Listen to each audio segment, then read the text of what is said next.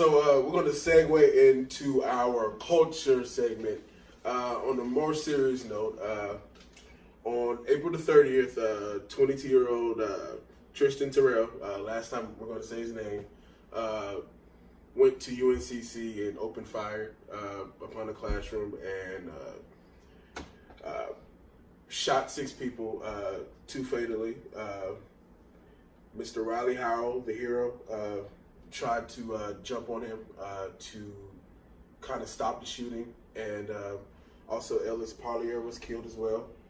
And I want to name the other victims as well: Drew Pescario, Rami Ramadan, Emily Hoput, and Sean Padarat.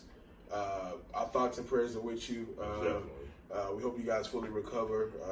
Just praying for you and your family, guys. So let's discuss the situation.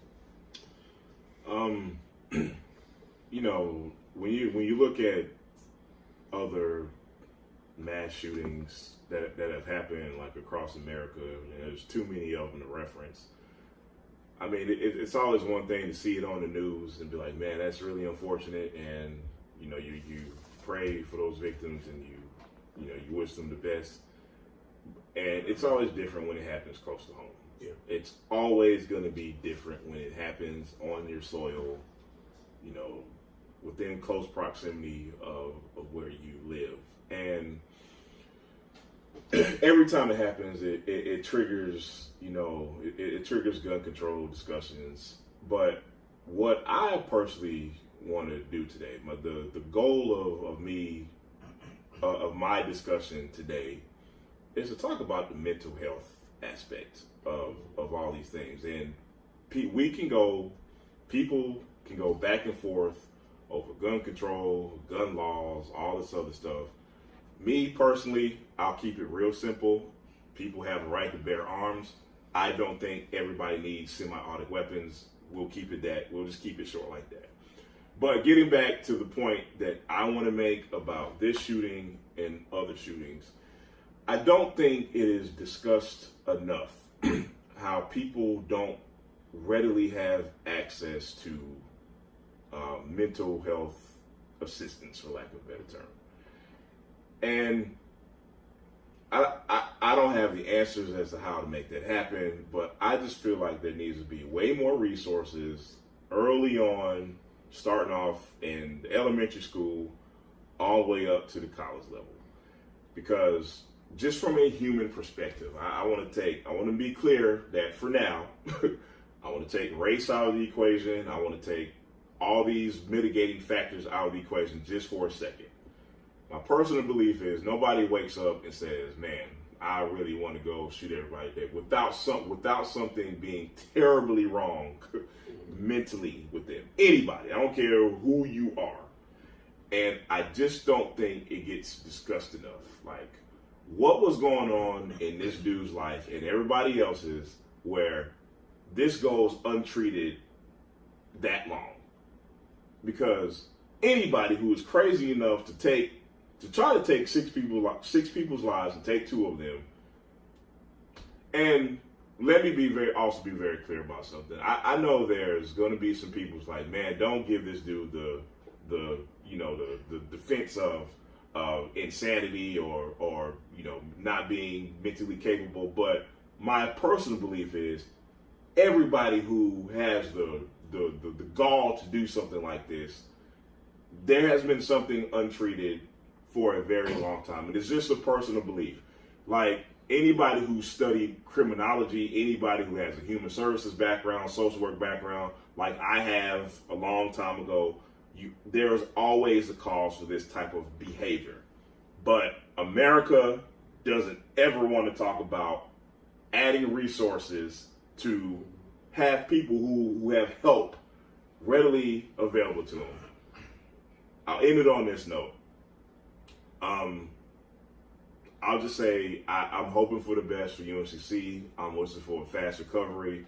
I would urge everybody to just live their lives and do not live in fear. And my thoughts and prayers go out to their family. I'll keep it at that. So my thoughts are pretty scattered all over the place. And I think that I had something that I wanted to speak on until Jamal spoke. And with some of the things he introduced in the conversation, I'm kind of all over the place as far as how to address this properly. But when I first, now, for one, I could probably leave my house and walk and be at the campus in 5 minutes. That's how close I live to UNC Charlotte. And when I heard that it happened, I was just emotional. There was just a plethora of emotions coursing through my body. But after everything happened, after the kid was arrested and after the murderer was arrested and taken into custody, there's just one thing that could not escape my mind. And it's the fact that when those cops got a call, they knew a shooting had happened. They knew students had been hit. They knew somebody was possibly dead, if not more than a few people. How does this kid, this murderer, gets taken alive? When literally just a few weeks ago, we had another murder where the kid was not posing a threat. Well, the victim was not posing a threat. He was not brandishing a weapon. He was told to put the weapon down, and as he complied with orders, he lost his life.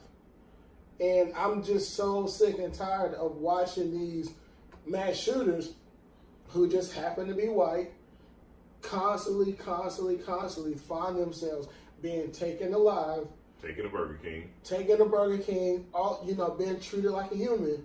But so many people of color don't get that same respect. Yeah. And that's been my biggest frustration. And to the two that died, obviously their lives were taken too soon.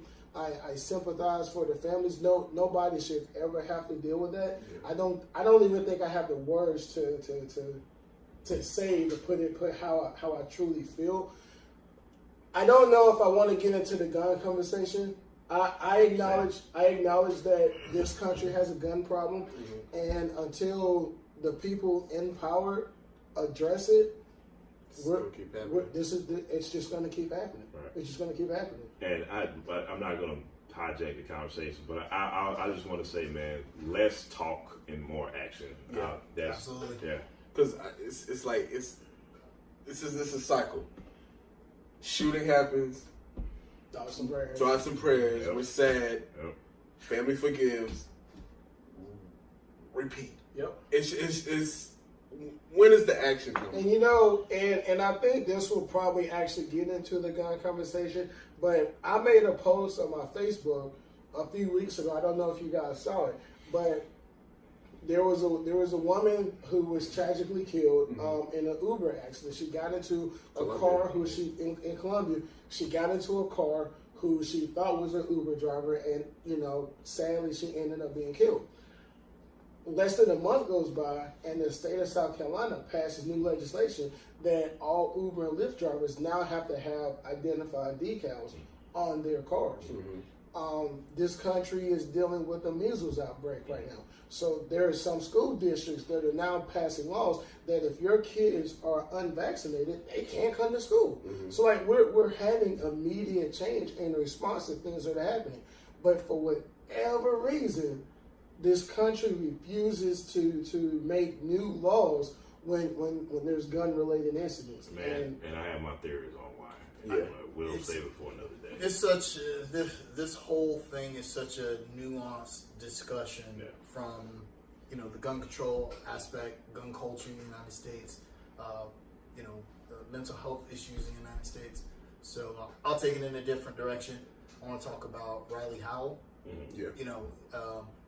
And not just him, but we've started to see an uptick of people in these situations saying, "Hey, I'm not just gonna lie down. Right. I'm gonna go down fighting, and I'm gonna and he's part of the reason why more people were not killed or injured. Right. I think in the past when we saw mass shootings for people that described the last mosque shooting, they were so in shock.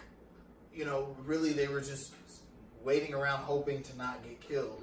I don't think, mass shootings are so commonplace now to where when one starts to happen, people start to take action. So, I think a lot of people were upset over UNCC making the statement about fight, run, hide. Yeah. And I agree with that statement. Me too. You fight if you got no other choice. You fight, you run, you hide. I just think that it's upsetting that they even have to make that statement. Yeah. Nowadays.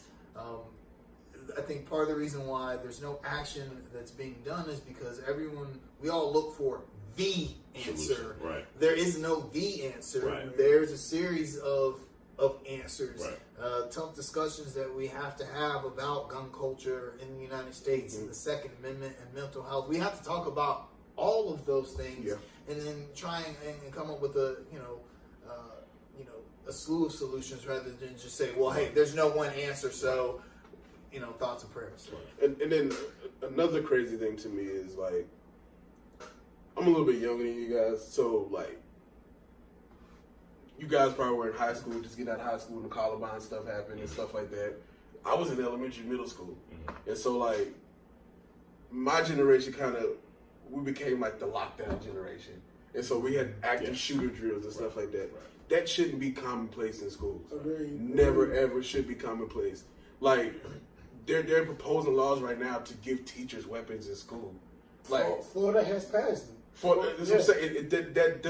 That's not going to solve the issue to me. Like, hey, more guns for you. But look, man, I hate to say it, but when you have a country that has been founded on violence, that has heavily funded violence, the only way they see fit to fight violence is more violence, and thus here's a cycle all over again, man. It's sad to think about, man. And then one other thing that kind of pissed me off about this whole situation, a young man who's a rapper was supposed to have a concert there that night, and they kept throwing his name in there. Waka Flocka Flame was supposed to have a concert tonight. I understand when he came here a few years ago, he had an incident with a shooting, but that was totally irresponsible to me to even mention his name. It's so lazy and stupid and easy. No. A rapper. It wasn't irresponsible. It wasn't lazy. It wasn't stupid. It was intentional. Yeah. And I say that because there's only one news source here in Charlotte that's been promoting that narrative. Right. And if you guys follow that page, I follow that page for about a week. If you follow that page, whenever something happens in Charlotte, pay attention to the narratives being used. Mm-hmm. And hopefully the people listening and watching can understand the message I'm trying to convey. But UNC Charlotte, for those of you that don't live in Mecklenburg County, is in the university area of the county on the north side of Charlotte. There's a big, bad boogeyman over here on the north side. So anytime that there's any type of violence, it gets related to the African American experience. Right. Now, as we clearly saw, there were no African Americans involved in this shooting right here, but because Waka Flocka was on his way here for a concert, that's what on his way here. He was on his way here. He wouldn't even hear you. He wouldn't even land. And here's what's actually worse about that. I didn't even know Waka Flocka was supposed to be. Yeah. I saw that and I was like, Walker was like, what does that have to do with anything? That's what I'm saying. Like, he wouldn't even hear. It's a somber reminder that we live in North Carolina. Yeah. And some things never change about living in the South. Yeah. That's one of them. What's a way we can, tie this into, the negatives of the African American demographic here in Charlotte. Oh, there you go. Yeah. Disclaimer: anything south of Virginia is the South. So you guys know.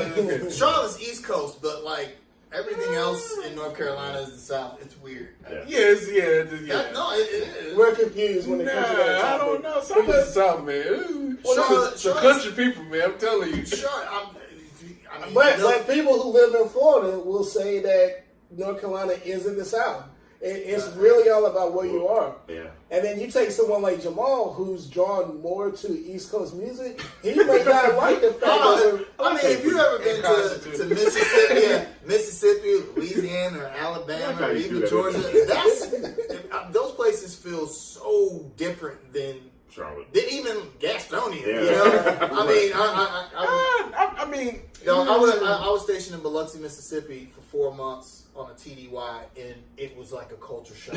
It was like, where am I at? I mean, if you think about it, it's like 2 or 3 Souths. Like That's Texas, true. Yeah, Texas is a land of its own. Yeah. Florida's a land of its own.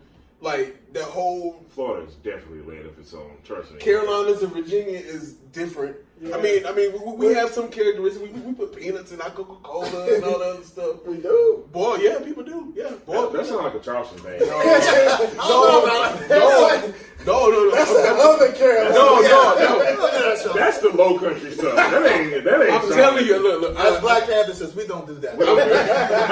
I'm telling you. You go this way, or this way, north, south, east, or west. They put peanuts in their Coca-Cola. I'm telling you. All right, we'll have to dig a little bit more. Moving on. Moving on.